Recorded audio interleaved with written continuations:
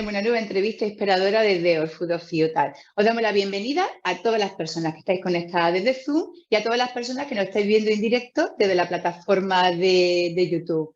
Recordad que podéis hacer vuestras preguntas y reflexiones a través del chat de ambos canales y al final de la sesión se las trasladaremos a la persona y experta invitada de hoy. Y eso, hoy tenemos el placer de contar con Aina Calafá-Roger, de la Sociedad Española de Agricultura Ecológica y Agroecológica. Hola Aina, bienvenida. Hola, buenas tardes. Muchas gracias por la invitación. Muchas gracias a ti por estar con nosotras y desde el proyecto también en este espacio, y un auténtico placer. Vale, Aina, mira, ¿qué te parece para empezar? Porque hay bastante confusión con todo lo relacionado con este tema, y por si nos puedes contextualizar un poco para empezar, ¿qué te parece si te presentas tú, presenta la entidad y nos das un poco de información, a ver si nos situamos y nos clarificamos con todo esto? Bueno, como ya habéis dicho, soy Aina Calafá-Rogers. Yo trabajo en la Sociedad Española de Agricultura Ecológica y Agroecología, que es la SEAE. Es la sociedad a nivel del Estado español que intenta agrupar todos esos saberes y sentires de las diferentes agentes que forman parte de la red agroalimentaria estatal. También trabajamos en coordinación con otras organizaciones a nivel europeo y a nivel mundial, y también con otras organizaciones que a nivel estatal o territorial dentro de las comunidades autónomas o a nivel local en el Estado español trabajan temas relacionados con la alimentación, con el medio rural, con la agricultura. Y la SEAE empezó hace 30 años como una sociedad científica. En esa época hablar de producción ecológica, de agroecología, se consideraba como una cosa de iluminados, una cosa poco seria. Por desgracia, el tiempo nos ha dado la razón, y todo aquello que ya denunciábamos y estábamos investigando en esa época ha ido confirmándose con el tiempo, y a medida que pasa el tiempo nos damos cuenta de que es más urgente actuar para modificar y restablecer unos sistemas alimentarios que sean saludables, ecológicos, vinculados al territorio, y recuperar o recentrar dentro de nuestras prioridades a lo que es la vida de las personas, la salud de las personas y del entorno en el que vivimos. La producción de alimentos antes era un motivo para dar de comer primero a la familia, a la comunidad, y después aquellos excedentes que había o aquellos productos que eran específicos de un territorio se podían intercambiar con otros territorios, y actualmente es un bien de mercado donde se prima el beneficio económico inmediato de unos pocos, porque tampoco podemos olvidar que hemos pasado de un modelo agroalimentario basado en una agricultura familiar, donde la economía estaba repartida, era socialmente mucho más justa, a una concentración de cada vez mayor de la propiedad de la tierra y de los derechos para poder gestionar y explotar realmente esa tierra en manos de menos propietarios, de grandes fortunas, y también de grandes corporaciones que a veces ni siquiera tienen nada que ver con el sector agroalimentario, simplemente invierten en tierras como podrían invertir en cualquier otro aspecto. Entonces, desde la SEAE hemos estado trabajando tanto para investigar y dar a conocer métodos de producción que recogen el saber tradicional de la agricultura, con las grandes innovaciones y los grandes descubrimientos de la ciencia en cuanto a agricultura, ganadería y alimentación. Y a medida que iba pasando el tiempo nos dimos cuenta que el sector investigador no podía trabajar solo, porque ese también es uno de los grandes errores del modelo convencional. Debemos trabajar todos colaborativamente, hay que poner en valor ese saber que tienen los y las productoras, y también las inquietudes y las necesidades que se tiene desde la parte del consumo. Entonces SEAE ahora tiene una base social que agrupa tanto a productoras, empresas de transformación de alimentos, investigadores, centros de investigación tanto en agricultura como en salud, nutricionistas, y trabajamos tanto la parte ambiental como la parte social y la parte productiva del sistema alimentario. Y es un poco esa evolución que ha seguido SEAE es un poco la evolución que ha seguido todo el movimiento agroecológico y de producción ecológica a nivel mundial. Nosotros formamos parte de plataformas europeas, como he dicho, tenemos la Federación Internacional de Movimientos de Agricultura Ecológica, Orgánica o Biológica, que es IFOAM, y estamos en IFOAM Europa y también a nivel internacional. Y a su vez estamos en redes para promover ciudades más agroecológicas y también comunidades o sociedades mucho más vinculadas entre sí y mucho más conectadas con lo que es la agricultura y la alimentación. Y eso es a través de la red, las redes de ecoterritorios o biodistritos. ¿Por qué tenemos este interés y esta inquietud? Pues porque a mediados del siglo pasado hubo un cambio muy grande dentro de la producción de alimentos en las que se empezaron a forzar los cultivos. Primero empezamos con los cultivos, empezamos a forzar el crecimiento de los cultivos para producir más en menos tiempo y lo único que conseguimos fue desarrollar más volumen y más peso, pero no mejoramos ni siquiera en contenido nutricional, sino al revés, perdimos contenido nutricional de esos cultivos y eso afectó tanto al ganado que se alimentaba de esos cultivos como a las propias personas que nos alimentamos de ellos y también a los cultivos. Los cultivos crecieron más debilitados, más altos de nutrientes y desequilibramos el agroecosistema, que vendría a ser la finca, la granja, y favorecimos el crecimiento de determinados individuos, determinadas especies, que tanto pueden ser especies vegetales que nosotros no habíamos decidido cultivar en ese terreno, como posibles lo que ahora llamamos plagas, que suelen ser insectos, pero hay todo tipo de animales del reino animal y hongos que son oportunistas y que crecen y su población se dispara sobre esos cultivos que han sido debilitados. Y a partir de ahí fue necesario introducir, o se consideró necesario, quizá no lo era, pero se consideró necesario introducir productos que se llaman biocidas. Productos que eliminaran esa parte de vida que se habían disparado dentro de ese ecosistema. Y ahí ya empezamos con un desequilibrio a nivel de finca, a nivel de agroecosistema y trasladamos el desequilibrio también a nivel social.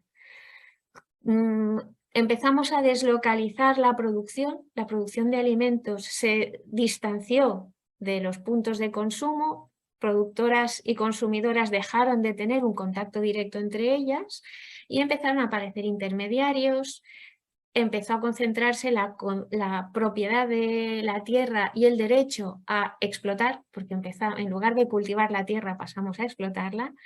Los derechos de explotación también empezaron a concentrarse en pocas manos y regresamos a una situación muy parecida a la situación que teníamos en tiempos feudales, en las que hay mucha diferencia entre quién es el propietario de la tierra o el titular de la explotación agraria y esas personas que realmente están trabajando para producir unos alimentos que luego llegan a nuestras mesas y nos dan de vivir. Y yo creo que un poco como contextualización, eso Perfecto, Aina. Y efectivamente ha sido una contextualización perfecta para entender lo que es el sistema alimentario actual y estos desequilibrios de lo que has hablado y también para entender la labor que hace SEAE, que hacéis desde SEAE para poner remedio, para responder también a estos desequilibrios. Lo que me gustaría preguntarte para ir un poco aterrizando sobre que la temática específica que queremos abordar hoy es una aclaración de concepto que creo que nos sirve un poco para situarnos mejor.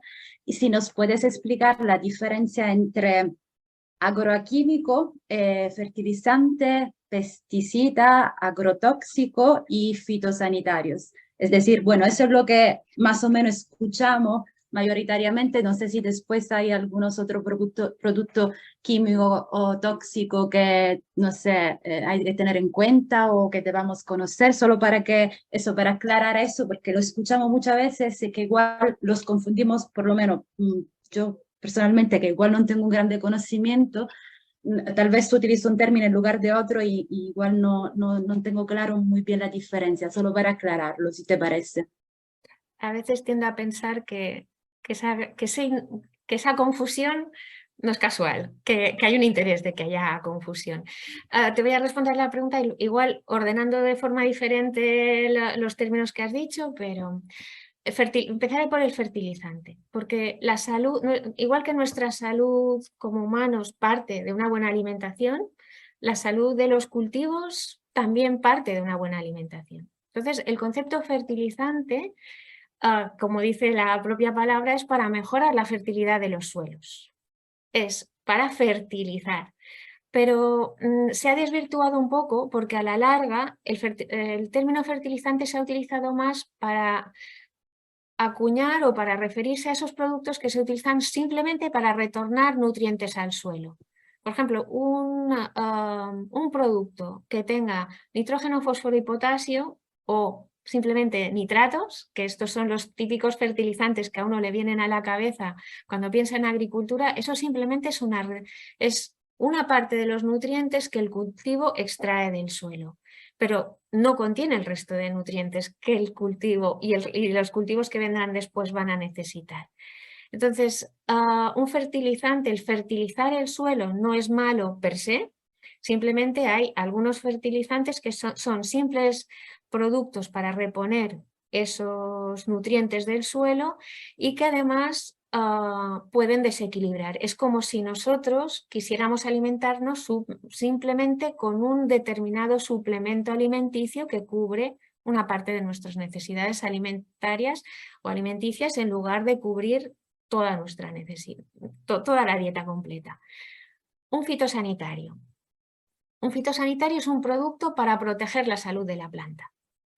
Normalmente lo utilizamos para proteger o para acuñar esos productos que se utilizan para proteger la salud de los cultivos. Pero también hay fitosanitarios que se utilizan en zonas forestales, por ejemplo, para proteger la salud de los pinos, con el caso de la procesionaria, que es una plaga, por ejemplo, en el Mediterráneo bastante conocida. Los productos fitosanitarios se tienen que aplicar o se recurre a ellos cuando la población de una determinada especie, de un determinado animal, hongo, se dispara. Si el que tengamos dentro de nuestro cultivo presencia de un pulgón o una oruga que pueda comerse o pueda alimentarse de nuestro cultivo, mientras su presencia o el número de individuos no supere lo que se llama un umbral de plaga, no es problema. O sea, no hay nadie que sea perjudicial dentro del equilibrio del ecosistema, que eso es un error también que se ha planteado en la agricultura convencional. Enseguida que se ha visto presencia de algo, se ha tendido a tratar. ¿Qué pasa con estos fitosanitarios? Que tú puedes utilizar como fitosanitario lo que se llama una sustancia básica. Y el ejemplo que a mí me gusta utilizar es un extracto de ajo. El ajo es un alimento que nosotros tomamos y que no es perjudicial ni para nosotros ni para la mayoría de animales que lo consumen. Pero sí que es repelente o puede tener un efecto para eliminar determinados o reducir determinadas poblaciones de plaga. Esto es un fitosanitario y no tiene una toxicidad para el entorno si se aplica en dosis adecuadas y de forma adecuada. Pero luego tenemos otros tipos de fitosanitarios que sí tienen un impacto más allá de la plaga y que pueden ser tóxicos para nosotros. Algunos ya existen en la naturaleza. No es que todo lo que exista en la naturaleza no sea tóxico. Por ejemplo, la nicotina es un extracto del tabaco, existe en la naturaleza, pero la exposición a nicotina nos puede provocar problemas neurológicos. Por eso, en producción ecológica, aunque sea un producto natural, no se permite su uso.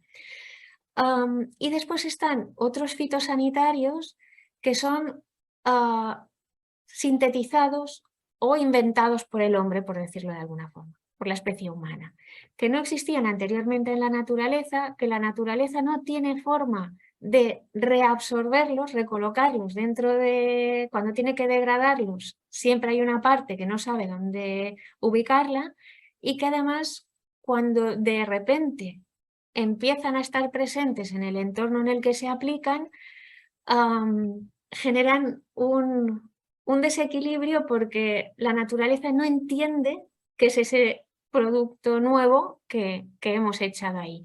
Y entonces lo que hace es buscar el producto que sí existe en la naturaleza que más se le asemeja. Luego, si acaso más adelante entraremos más en detalle, pero, por ejemplo, hay productos que se utilizan como plaguicidas que la naturaleza, aunque no sean eso, los interpreta como si fueran estrógenos o hormonas que pueda tener, que podamos tener los humanos o que puedan tener los animales. Entonces, es como que al tenerlos dentro del ciclo de la naturaleza, provocan un desequilibrio porque no debería haber ese nivel tan alto de estrógenos.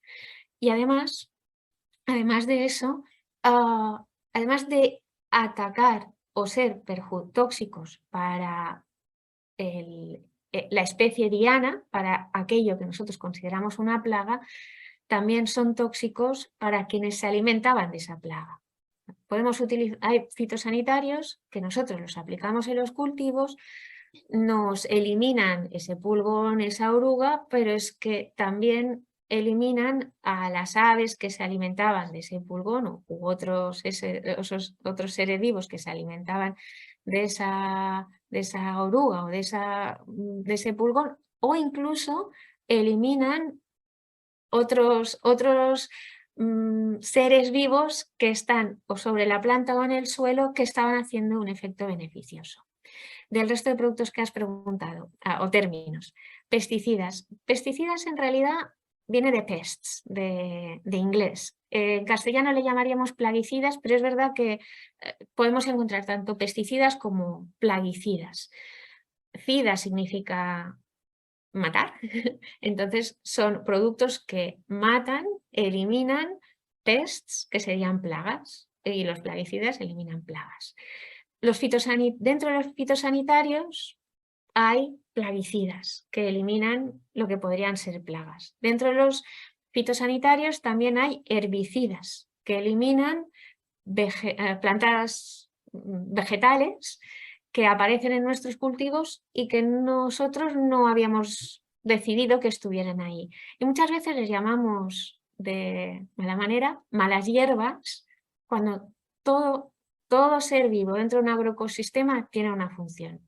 A veces hay plantas que hemos considerado malas hierbas y que durante épocas largas los agricultores y agricultoras las han prácticamente odiado, como puede ser ahora la olivarda, las vacas, o depende del territorio, se llama de otra forma, y ahora resulta que es un reservorio de depredadores de una de las plagas de muchas de las plagas más impactantes dentro de horticultura, entonces es interesante que estén ahí. Y después los otros dos términos que has mencionado, que es el de agroquímico. Un agroquímico es un producto utilizado en agricultura que sea de síntesis química, y ese puede ser tanto utilizado como fertilizante como fitosanitario, simplemente es que ha sido sintéticamente producido y por eso se le llama químico, esto es un término más coloquial. Y el agrotóxico sería dentro de los agroquímicos aquellos que tienen una toxicidad más alta, tanto para las personas como para el entorno. Y bueno, me he extendido un poco con esta respuesta, pero es que creo que esto es básico. Si luego esto se tiene claro, ya a partir de ahí. Quiero decir que poca extensión es para todo el lío que hay, toda la información o lo complicado muchas veces que resulta realmente aclararte, así que ha ofrecido la información perfecta, porque yo creo que realmente sí que ha ayudado de una forma muy simple, por lo menos a situarnos o por lo menos a tener la información más clara, así que perfecto. Y ahora la primera prueba, Aina, no sé si lo voy a decir bien, pero por lo menos voy a ir a por lo seguro. Relacionado con, digo también porque hay veces que, claro, cuando hablamos en cultivo, ecosistemas y producción alimentaria, como que, o hablamos de los tóxicos que eso conlleva, como que lo desplazamos mentalmente a algo, de un ecosistema a algo, una tierra, una producción, como que lo proyecto y como que no es, como que la forma de afectarnos parece que es como más lejana. Y es como que eso no va con nosotros, son los ecosistemas. Vale. Hablando de todo este tipo de productos, vamos a acercarlo de una forma muy simple, que es fruta y verdura que nos traemos del supermercado, del mercado, de donde sea a casa.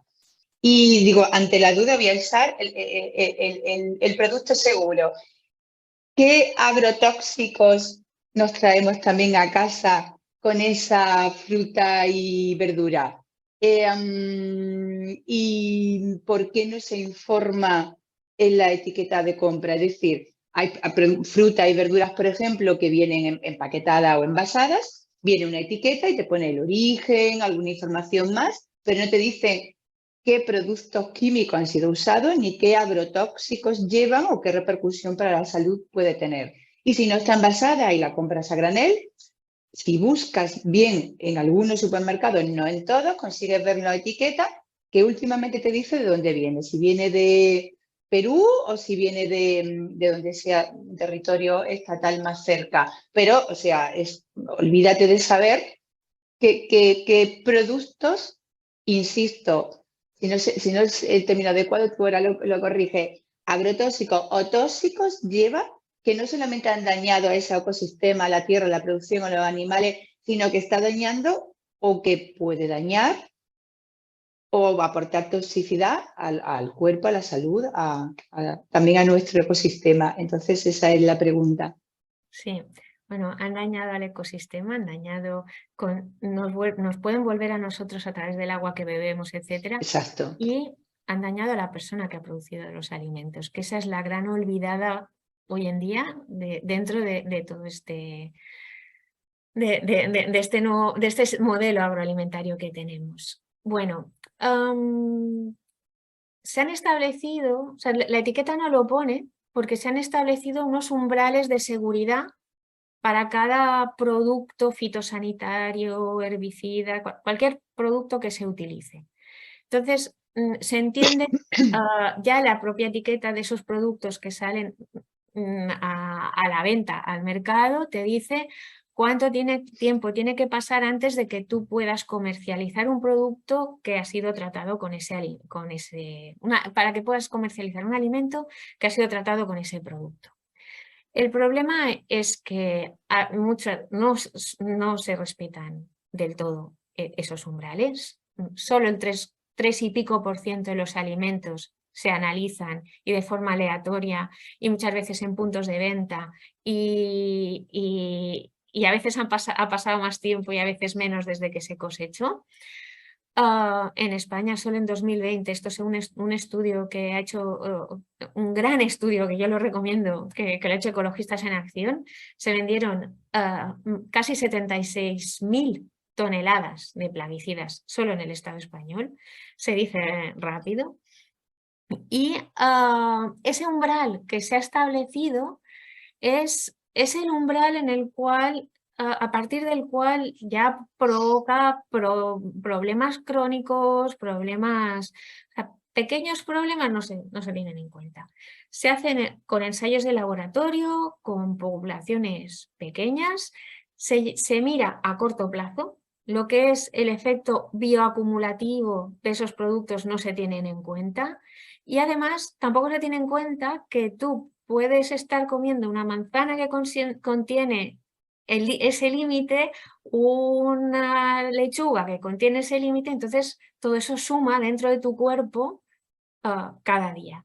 Y lo que desde luego no se ha estudiado, y ahora hay bastantes investigadores muy vinculados al movimiento agroecológico y de producción ecológica, que están estudiando el efecto que pueda tener el cóctel de productos.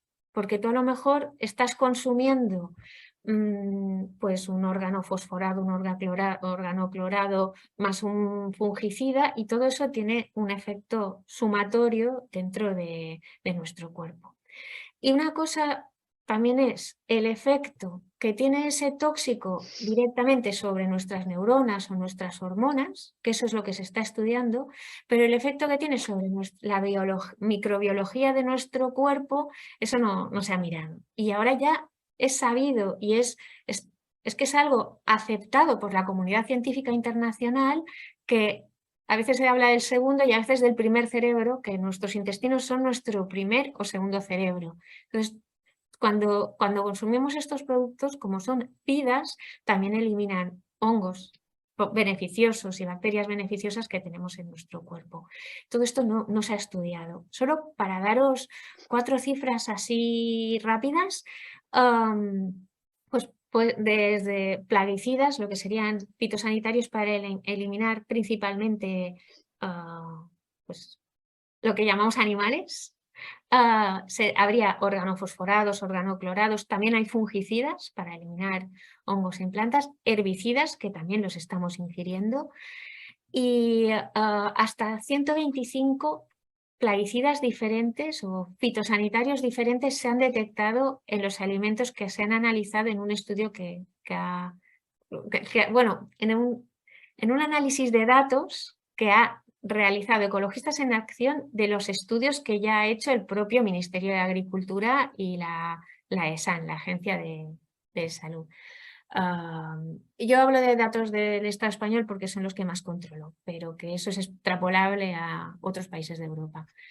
De estos 125, 58 son disruptores endocrinos, lo que significa es que nos alteran nuestras propias hormonas. Había presencia de estos productos en más del 41% de las muestras que se han analizado.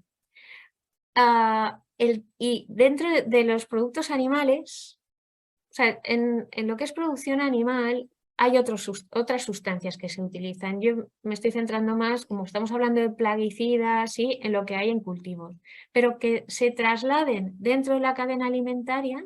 Más del 13% de los animales también contenían estos plaguicidas. Y hay que pensar que estos fitosanitarios se utilizan muchísimo más en hortaliza que en pasto. O sea, otra cosa es en cereales para consumo humano, pero en pasto porque no les compensa el dinero. Entonces, para pasto se utiliza menos y estamos hablando de agroalimentario, de agro, pero el 57% del pescado y el marisco también lo contenía. ¿De dónde viene esto? Porque todo lo que estamos haciendo en el suelo, sobre el territorio terrestre, tiene un impacto directo sobre los acuíferos y también tiene un impacto sobre los sistemas marinos. Y todo con las lluvias acaba en nuestras aguas. Y hay un tema que no se está analizando, porque no se está analizando el contenido, bueno, a nivel oficial, el contenido de herbicidas en nuestros acuíferos y en nuestras masas de agua, y estamos bebiendo y orinando herbicidas a diario. Y el glifosato está demostrado que que es cancerígeno, está ampliamente demostrado, pero como no estamos analizando el contenido del glifosato en nuestros cuerpos y en el agua que bebemos, pues ahí es más difícil sacar conclusiones. Bueno, ahí lo dejo. Perfecto, Aina, muy bien explicado.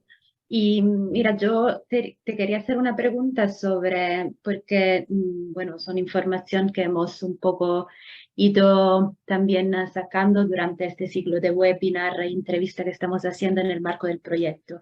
Y mi pregunta es, ¿por qué está prohibida o considerado desactualizado el término agrotóxico en algunos países? No sé si te resulta la información. Bueno, si nos puede explicar lo que hay detrás, digamos así. Bueno, la justificación es que no es un término técnico, entonces como es un término coloquial, pues lo prohíben. Pero comida, alimento es un término coloquial y le seguimos llamando alimento o comida a esas cosas que solo nos sacian o nos llenan la barriga, pero además nos llenan de tóxicos. Entonces, si tuviéramos que ser puristas, eso sí que tendría que prohibirse. No podría llamársele alimento a la mayoría de cosas que salen etiquetadas y promocionadas al mercado. Entonces, es que no nos gusta llamar las cosas por su nombre y agrotóxico resulta incómodo. Cuando hablamos de que la producción de alimentos viene, la mayoría de los alimentos vienen cargados de estos tóxicos o que tienen este porcentaje de productos tóxicos o que se está liberando al medio estos productos tóxicos, se hace mucha demagogia diciendo que es que estamos atacando al sector agrario, que el sector que produce alimentos ya lo tiene bastante difícil y que no podemos criminalizarlos, que no se trata de eso. Nosotros no estamos señalando a las personas, estamos señalando al modelo. Y lo que estamos pidiendo es que haya políticas que realmente acompañen a esas productoras de alimentos para que puedan hacer la transición. De hecho, el Pacto Verde Europeo con la estrategia de la granja a la mesa ya está hablando de reducir de aquí al 2030, que nos quedan 8 años, en un 50% el uso de plaguicidas y en un 50% la toxicidad de esos plaguicidas. También habla de reducir esa fertilización forzada de los cultivos. Si no tuviéramos alternativa, diríamos, bueno, estamos condenados a nuestro propio suicidio y a la muerte del planeta, porque es que no tenemos alternativa a estos productos. Pero la producción ecológica ha demostrado ampliamente que se puede producir de todo, cambiando el enfoque en la explotación, y que también ha demostrado que se puede alimentar al mundo con producción ecológica. Simplemente es que hay que hacer un cambio de modelo y llamar las cosas por su nombre. Y aprovecho, ya que el título de la ponencia habla de sostenibilidad, que hay una mal llamada agricultura sostenible. En el Estado español está la asociación, la Alianza por la Agricultura Sostenible, y a nivel mundial hay incluso una fundación de agricultura sostenible, y eso ha sido un robo. Se le llama cooptación porque siempre queremos ser políticamente correctos, pero es un robo del término, porque de sostenible no tiene nada cuando se basa en el uso de herbicidas, porque esos herbicidas tienen poder cancerígeno, desequilibran todo lo que es la microbiología y la fauna del suelo, desequilibran la nutrición de los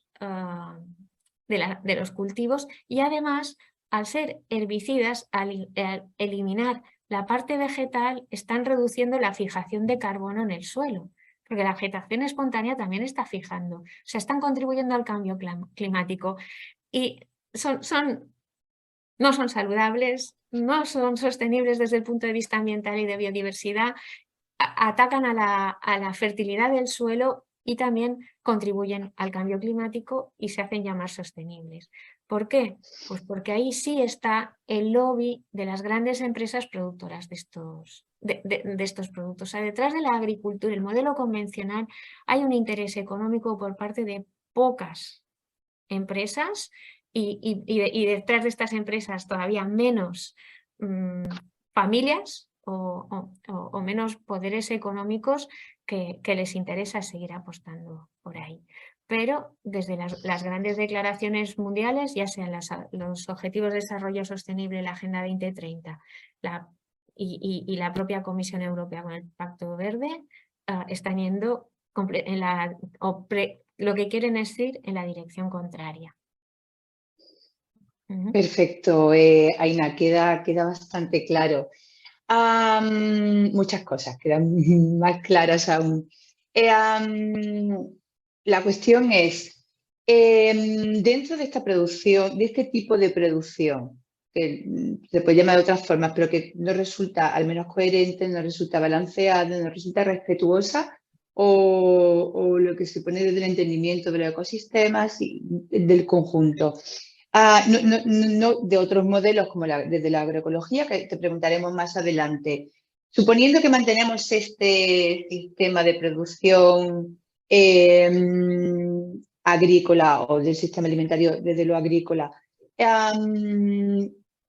¿seguirían siendo estos químicos necesarios dentro de este modelo, no de otras formas de producirlo de otra forma, dentro de este modelo que es bastante incoherente y que desde luego creo que lo has comentado y eso nos ha comentado también en otro webinar, parece no estar enfocado a proveer alimentación y a ser parte de un medio. ¿Condena este modelo a usar este tipo de uso de químicos sintéticos que dañan claramente, como tú has comentado, a nivel de consecuencia, el agua, la tierra, desequilibra? Se entiende que por ende también los animales que están en esos espacios, pero también los animales que se utilizan o que se disponen para consumo, que a su vez también se dañan por todo lo anterior, más es el propio modelo que condena al uso de químicos y el uso de químicos además repercute en que el modelo no se pueda salir, aparte de otras conexiones que posiblemente sabemos que hay. Sí, es que creo que lo has explicado perfectamente. Es como una especie de pescadilla que se muerde la cola si no tomamos una decisión. O sea, se puede salir de este modelo perfectamente. El sector agrario puede salir de ahí. Las productoras y productores, ya sean agrícolas, ganaderos, tienen muchísimo conocimiento, tienen mucha capacidad de adaptarse y de hecho es que el actual modelo agroalimentario lo que está haciendo es precisamente eliminar a productores y productoras. De cada vez la concentración de la tierra está en menos manos y ese desequilibrio que se genera por este modelo lo que hace es que sea de cada vez más y más y más dependiente de fitosanitarios, más dependiente de productos de cada vez de una toxicidad mayor porque se generan resistencias dentro de las plagas. O sea, como tú lo que haces es, por el tipo de cultivo que tienes, multiplicas la población de una determinada especie, cuantos más individuos hay, dentro de esos individuos hay lo que se llama mutaciones genéticas, hay más probabilidad de que haya alguno que haya sufrido una mutación genética y que ya no le afecte lo que antes lo estaba eliminando. Entonces, de cada vez tienes que ir dependiendo más de esos plaguicidas que tienen una toxicidad para ti y que además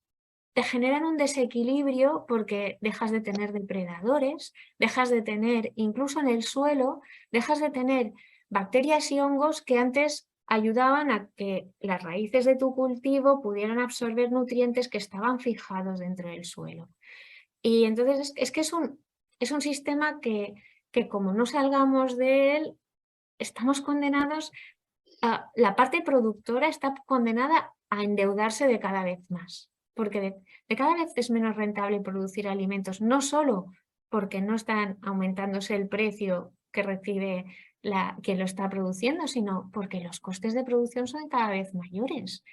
La crisis de la invasión de Ucrania por parte de Rusia nos ha generado un problema de acceso a fertilizantes químicos de síntesis que ha creado un desequilibrio a nivel de toda Europa y de otras partes del mundo. Eso es que somos totalmente dependientes de esas fábricas, cuando históricamente se habían producido alimentos reciclando nutrientes a nivel de la propia finca. Y en producción ecológica se ha demostrado que eso es posible. Tú puedes reciclar nutrientes, recuperar, cerrar ciclos dentro de la explotación y no tener esa dependencia de quien está fabricando ese producto. solos. La parte de productoras y consumidoras que hemos decidido apostar por ese cambio de modelo nos resulta difícil, porque estamos coexistiendo con una contaminación que nos llega por deriva,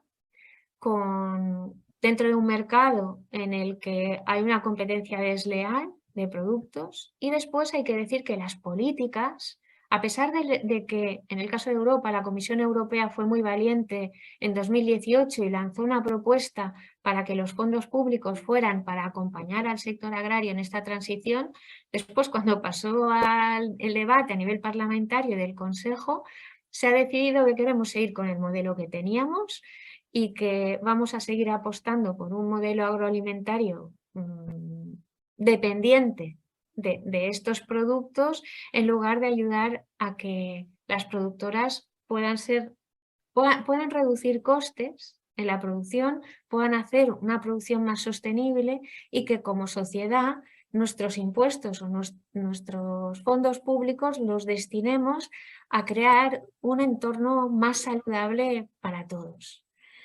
Hago aquí un inciso que bueno, habla más de toxicidad, pero según los expertos de neurólogos españoles, vivir en el campo, beber agua de pozo o ser agricultor te predispone a tener Parkinson.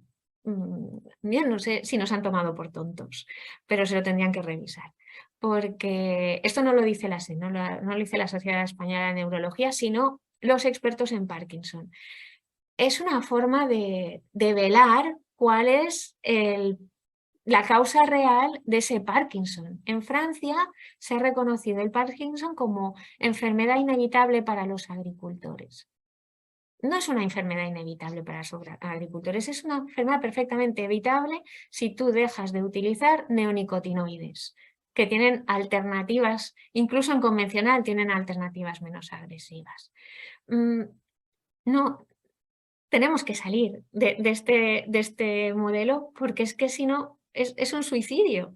Y tenemos que tener claro que cuando nos dicen que los plaguicidas o estos, vamos a llamarles agrotóxicos, y que venga alguien a prohibirnoslo si se atreve, cuando nos dicen que no podemos producir alimentos sin esos agrotóxicos o que nos vamos a morir de hambre si no los tenemos, es mentira. Y no estamos pensando ni defendiendo a quienes producen alimentos, estamos defendiendo a quienes venden esos productos.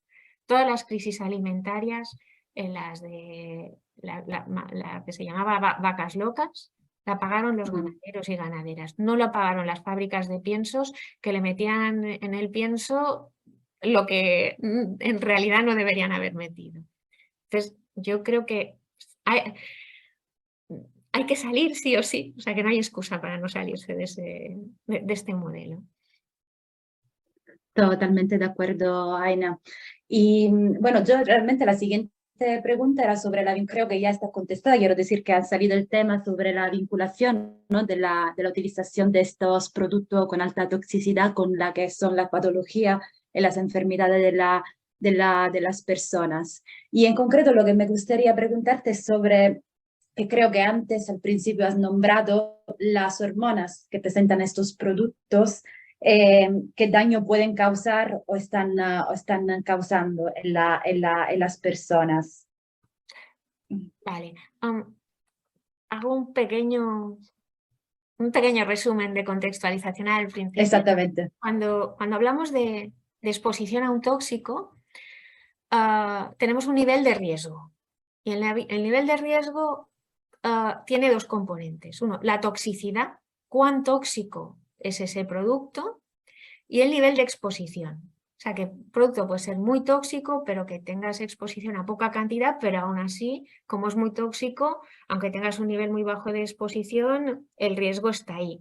O que sea un producto de menor toxicidad, pero que como tiene una exposición continuada o una exposición de más volumen, pues implica un riesgo para la salud. Antes he comentado el tema del cóctel de exposiciones que no se tiene en cuenta y ahora ya se está viendo. ¿Y cuáles son las enfermedades que ya hemos detectado, porque hay otras que ahora digestivas y metabólicas que todavía no está claro si se pueden asociar a la exposición a productos que se utilizan en agricultura, pero pues es que está, aparte del disruptor endocrino, del tema de la parte de hormonas que tú has comentado, Natalia, también es que hay carcinogénicos. Los herbicidas, el glifosato, está directamente relacionado con el linfoma no Hodgkin, que es un cáncer del tejido linfático. O sea, tenemos herbicidas que se ha demostrado su vinculación con el cáncer. Y cuando tú estás consumiendo una soja transgénica, esa soja se le ha modificado genéticamente para poder rociar el campo de soja con un herbicida concreto. Entonces, tú estás ingiriendo también ese herbicida dentro de la planta. Luego también he dicho que en las aguas que vamos bebiendo, la cantidad de glifosato que hay y de otros herbicidas es considerable. Otro efecto que pueden tener es el neurotóxico, que ya he explicado el ejemplo del Parkinson, pero que nuestro sistema neurológico también se ve afectado por la exposición a estos tóxicos. Y después está el tema de la disrupción endocrina, que es esas sustancias que hemos fabricado los humanos para controlar organismos vivos que no nos interesan que estén en nuestros cultivos y que, como no existían antes en la naturaleza, tienen una estructura similar a hormonas y nuestro cuerpo los asimila como si fueran hormonas. Y eso se le llama disruptor endocrino porque disrupte, altera nuestro sistema endocrino, concretamente sobre todo la parte de estrógenos. Y tienen diferentes efectos. Salió un artículo hace poco en La Vanguardia, no sé si fue ayer o anteayer, lo compartió una compañera, de un estudio que se ha realizado durante 22 años por parte de Nicolás Olea. Hay grandes investigadores a nivel estatal del tema del efecto de exposición a estas sustancias. Ahora cito a Nicolás Olea porque además en YouTube es muy buen comunicador y tiene grandes presentaciones, y porque él ha liderado este estudio. El estudio se ha llevado a cabo durante 22 años. No es un estudio que se haya hecho durante 3 meses en un laboratorio.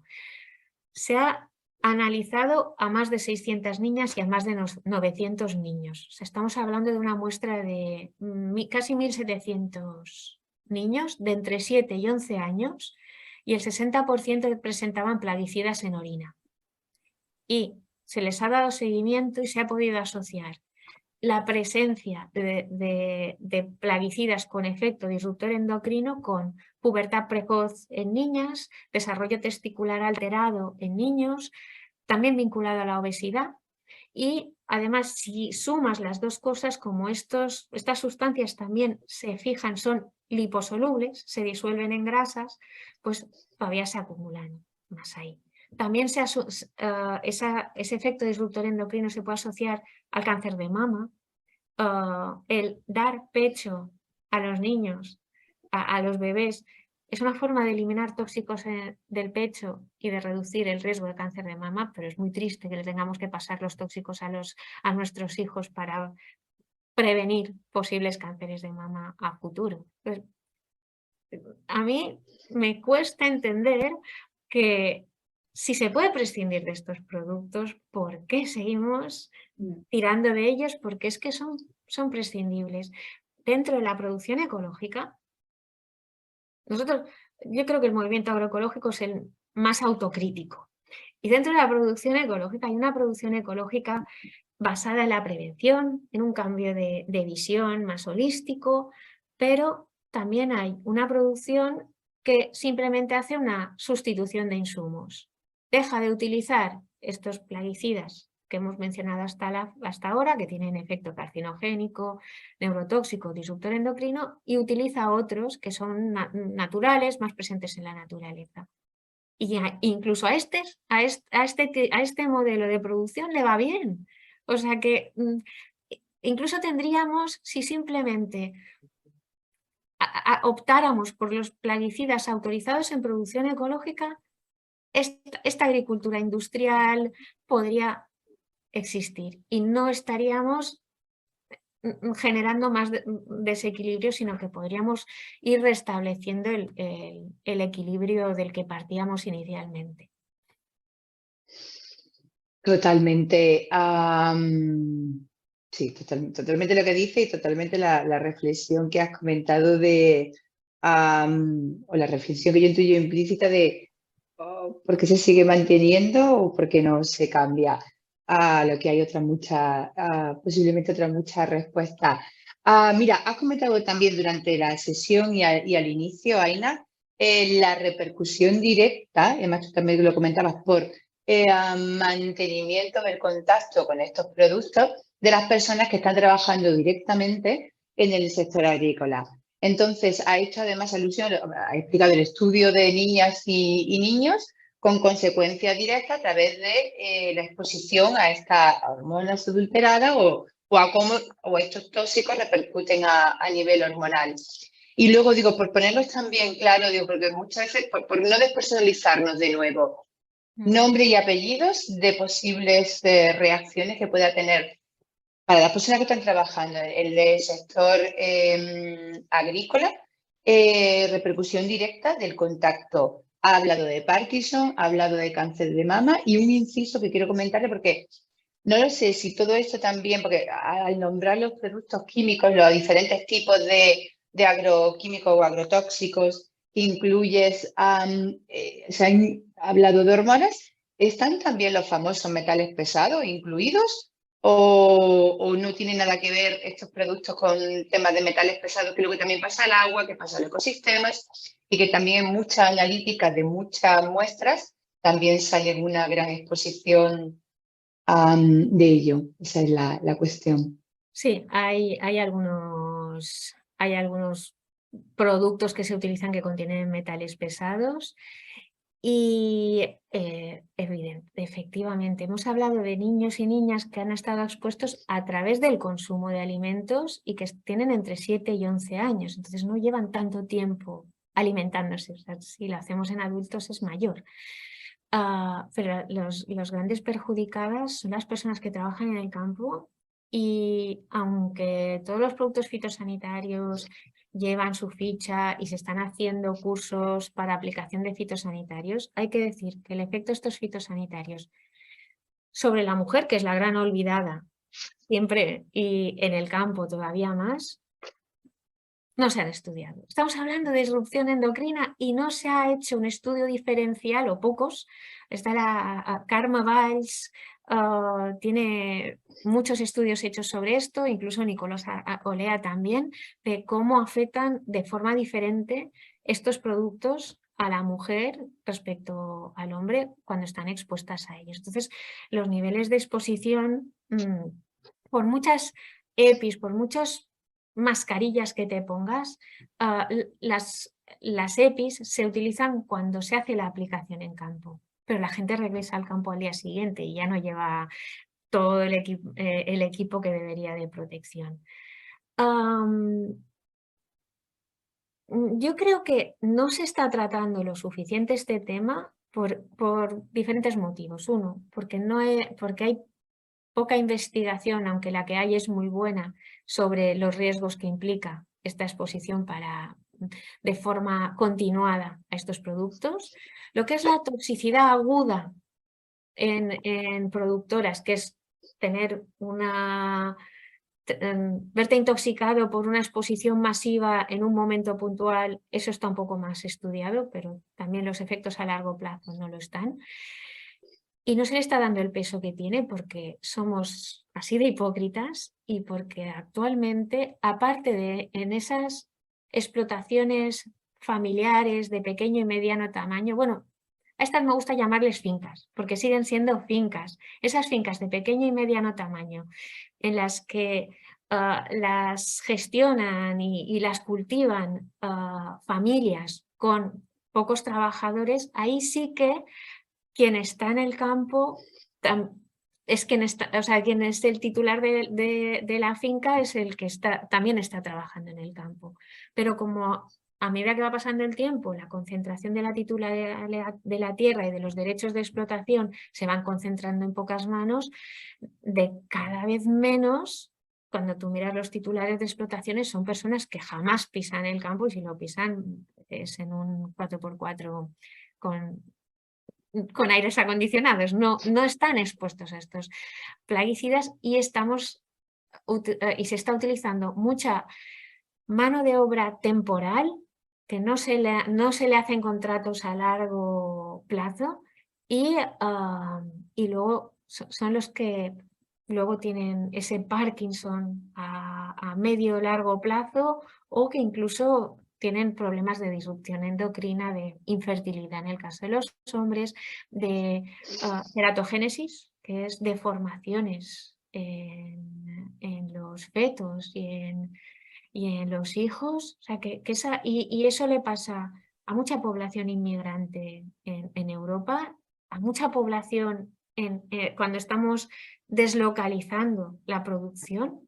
Yo cuando hablo de esa producción ecológica, modelo industrial que simplemente sustituye un producto por otro, a mí no me gusta, porque socialmente no es justa, pero al menos los trabajadores y trabajadoras que están ahí no están expuestos a estas sustancias, y las personas que viven dentro de esas explotaciones o latifundios tampoco están expuestos a esas sustancias, y esas sustancias ya no pasan al agua y no nos contaminan a nosotros. O sea que yo creo que el cambio de modelo tiene que ser doble: sustituir el tipo de insumos que utilizamos y luego redistribuir de forma más justa el acceso a la tierra y al derecho de gestionarla y cultivarla.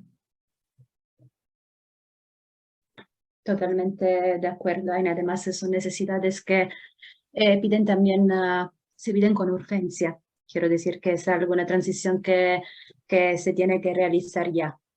Y mira, otra pregunta que queríamos ponerte sobre una curiosidad: si es verdad que los agroquímicos, agrotóxicos, pesticidas, etcétera, tienen su origen tóxico o venenos que se usaron en las cámaras de gas de la Segunda Guerra Mundial. No sé, ¿qué nos puedes decir sobre eso?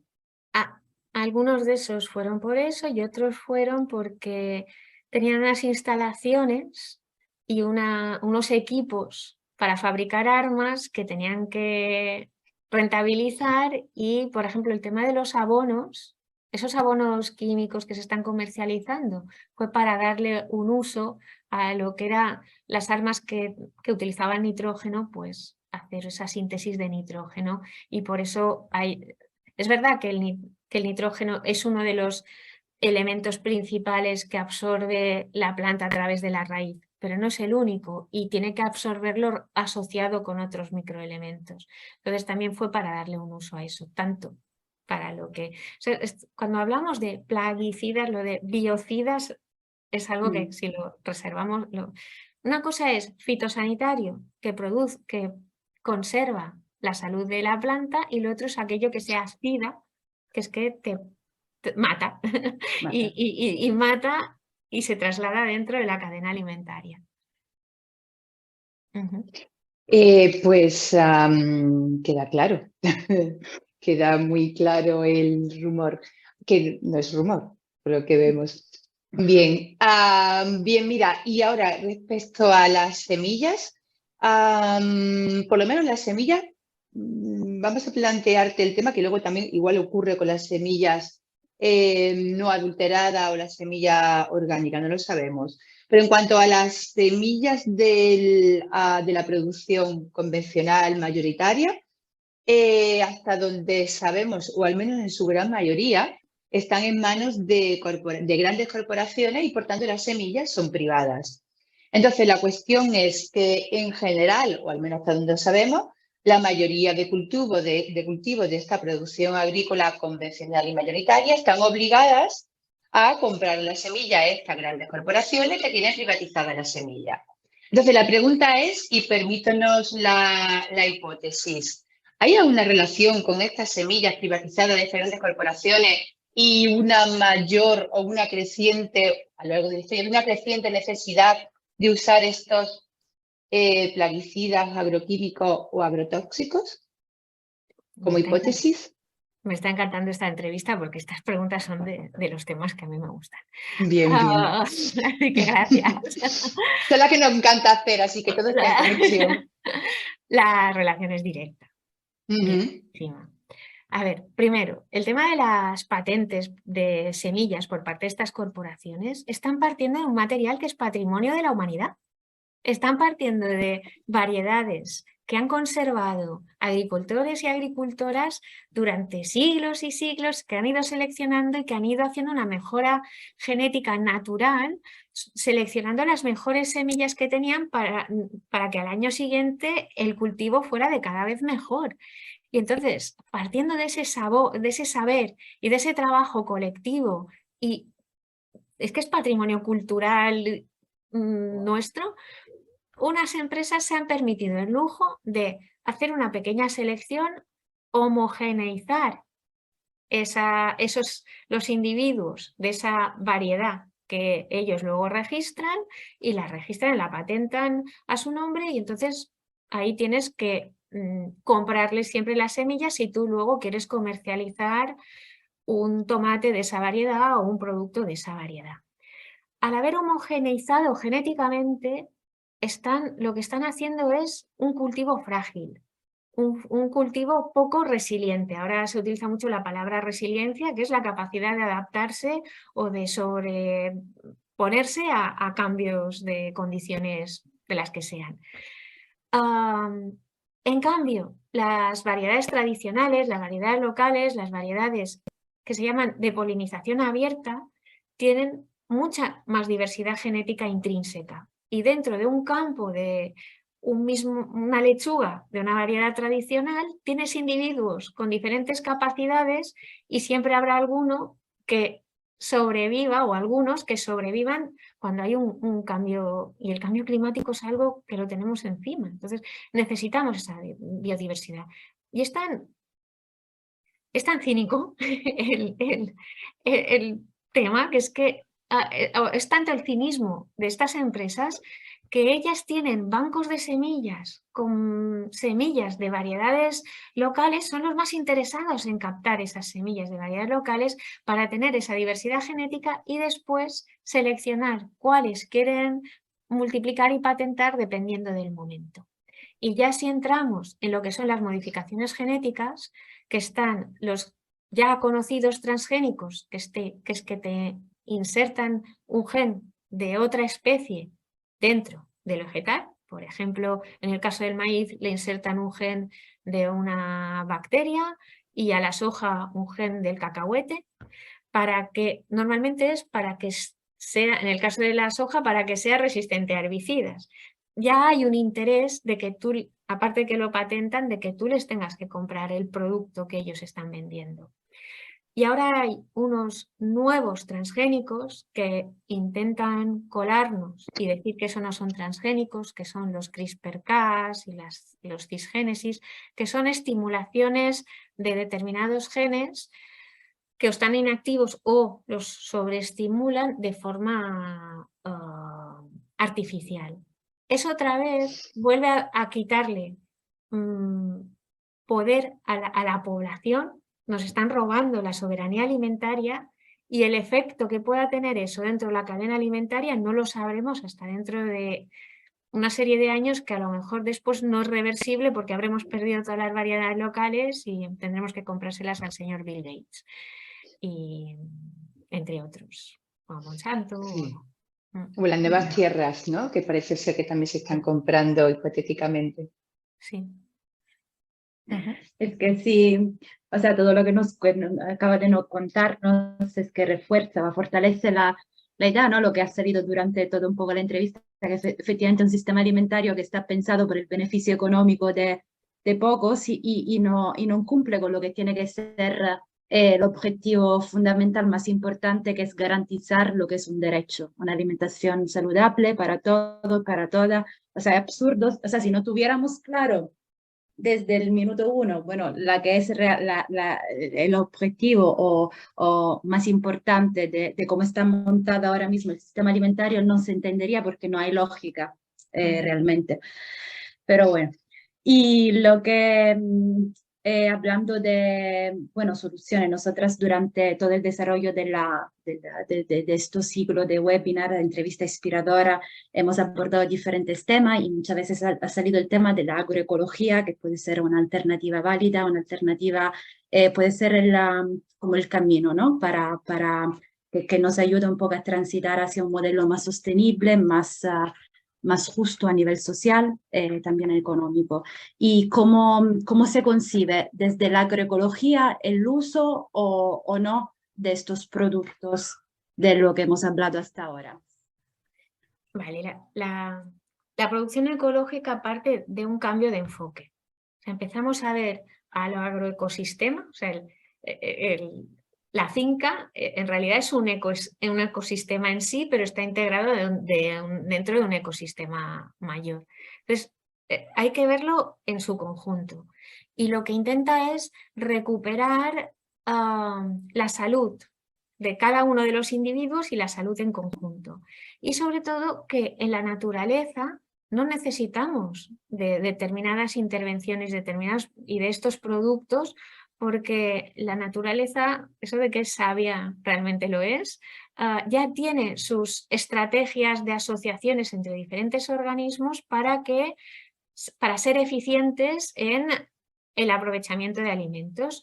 A nivel de raíces, incluso las raíces de las plantas llegan a estar conectadas entre sí. Las raíces hacen asociaciones con hongos micorríticos, se llaman, que incluso pueden alargar la profundidad de la raíz hasta 15-20 metros de profundidad y ayudar a recuperar nutrientes que se han lavado hacia capas inferiores. Cuando se abona o se fertiliza el suelo, realmente se fertiliza, partiendo de la lógica de que el suelo es un organismo vivo. En agricultura convencional se ve al suelo como un conjunto de particulillas que son como polvo de roca, pero realmente es mucho más que eso. Ahí hay microorganismos, hay organismos no tan micro, hay una materia orgánica que viene a ser restos de materia viva que se ha descompuesto y que se ha convertido en una especie de despensa de nutrientes para que la planta los vaya pudiendo absorber a medida que los necesita, en colaboración con esos microorganismos o esa fauna que vive ahí en el suelo. Entonces, si tú empiezas aplicando eso, en principio tienes menos problemas de plagas. Pero es cierto que vivimos en un entorno que ha sido desequilibrado. Hay plagas como por ejemplo la mosca de la fruta, la mediterránea, la mosca del olivo, que se ha disparado porque ha habido mucho abandono de fincas, porque se han utilizado productos químicos que no plaguicidas que no deberían haberse utilizado, y la producción ecológica permite el uso de determinados productos, pero como ya he dicho, son productos que existen en la naturaleza y que no implican un riesgo para la salud. Y para poder utilizar estos productos, la agricultora o agricultor tiene que demostrarle a quien le va a certificar que realmente necesitaba recurrir a eso porque ha probado todas las demás técnicas y no le han funcionado. Por eso está el caso de la mosca. Pero incluso en el caso de la mosca lo que se hacen es poner trampas para reducir la población, no necesariamente liberar tóxicos al medio, o bien poner sistemas de disuasión para que no se acerque y no se reproduzca. Y entonces el tema es intentar hacer el cambio de visión y en caso de que no quede otro remedio, si hay que recurrir a productos, que sean productos que no retroalimenten el desequilibrio, sino lo contrario, que poco a poco vayamos restableciendo el equilibrio. Perfecto, Aina. Y luego para también ayudar a construir también esa nueva visión, has hablado de método de prevención y has hablado de producto, evidentemente, lo más acorde o en sintonía con la propia naturaleza, que evite o en su caso que proteja, pero sin hacer daño, obviamente, al entorno de esta producción. Pero además de ese primero concebir desde la agroecología el sistema de primero de conexión y después en todo caso de producción de otra forma.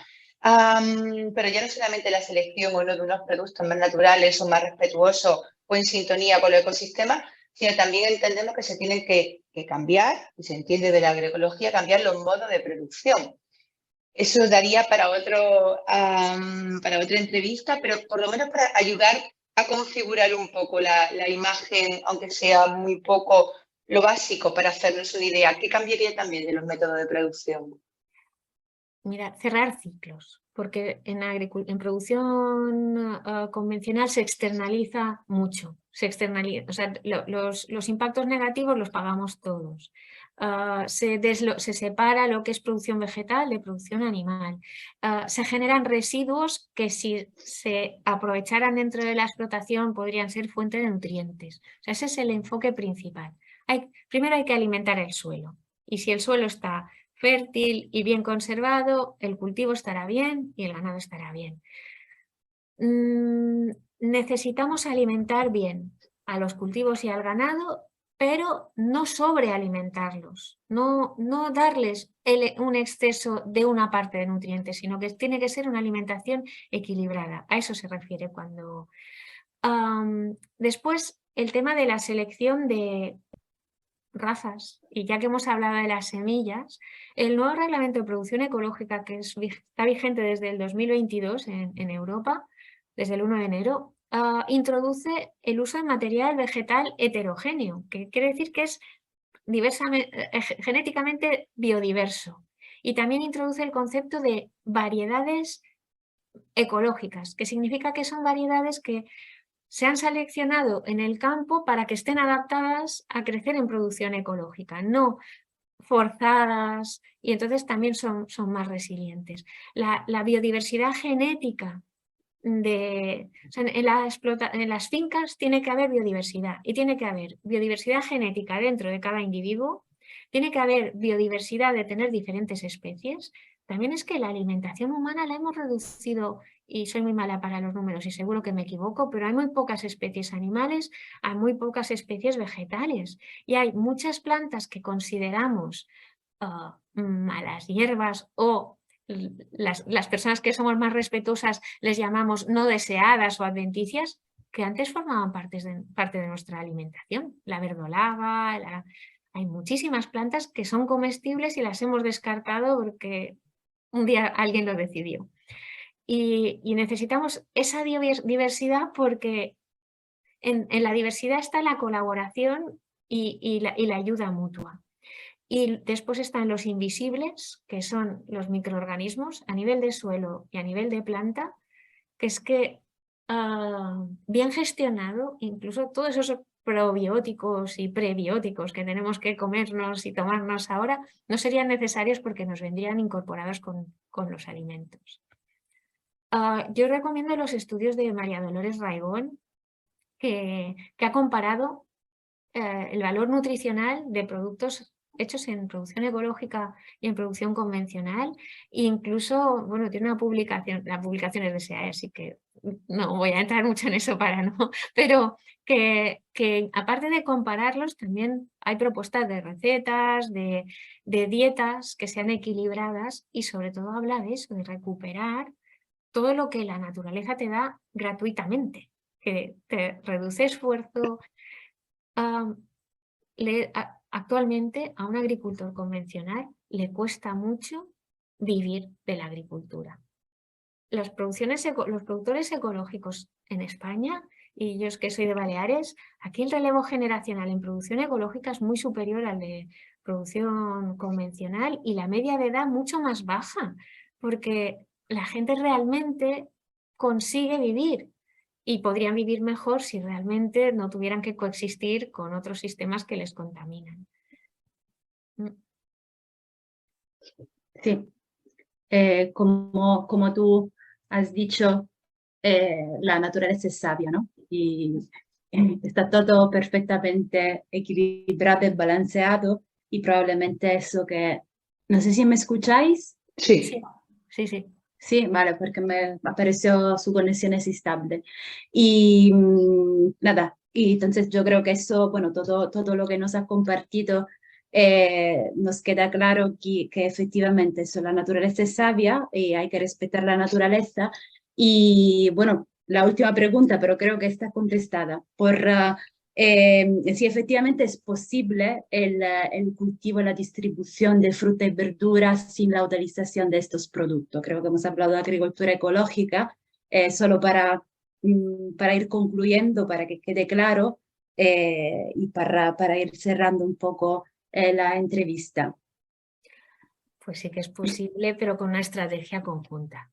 Ahora mismo el mayor problema de la producción ecológica es la coexistencia con otros sistemas de producción, porque es que incluso por el propio reglamento de producción ecológica el que tiene que tomar las precauciones es el que lo está haciendo bien. Tiene que protegerse para que el vecino no le contamine, en lugar de que el que está emitiendo o liberando al medio productos que pueden ser perjudiciales tenga que tomar las precauciones. Y los fondos públicos deberían destinarse a eso. La PAC reparte muchísimo dinero y tendría que servir para acompañar a una transición real hacia sistemas alimentarios saludables, ecológicos, territorializados. O sea, está claro que no podemos producir de todo en todos los territorios, pero si puedes producir una cosa en un territorio que no te pueda llegar, que no lo estés importando de fuera. Entonces necesitamos eso, sistemas alimentarios saludables, ecológicos, territorializados, justos, eso es muy importante, y que nos ayuden a regenerar el suelo, a regenerar los ecosistemas y a regenerar nuestras sociedades, porque es que nos hemos desvinculado totalmente y vivimos en unas sociedades competitivas en lugar de colaborativas, y la naturaleza es colaborativa per se. No hay una competitividad. Es verdad que al final todos nos comemos a todos, ¿no? pero es lo único. O sea, si comes para vivir, ya está como justificado.